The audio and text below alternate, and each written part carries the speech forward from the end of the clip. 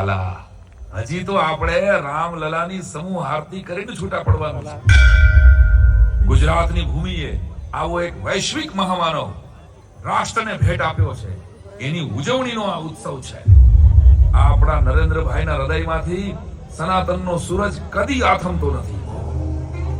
જે મહાકાલ મંદિરનો corridor 7 એકરથી 116 acre સુધી વિસ્તારે, જે કાશી વિશ્વનાથના 2500 સ્ક્વેર ફૂટના મંદિરને 5 લાખ સ્ક્વેર ફૂટનું બનાવે, જે શંકરાચાર્યજીની પ્રતિમા બનાવે અને મહાકુંભના મેળામાં સ્નાન કરી સમગ્ર વિશ્વને સનાતનના સંસ્કારોની શીખ આપે. નમોત્સવમાંથી આપણે સૌ પડકારોને ઝીલતા શીખીએ, જીવન જીવતા શીખીએ.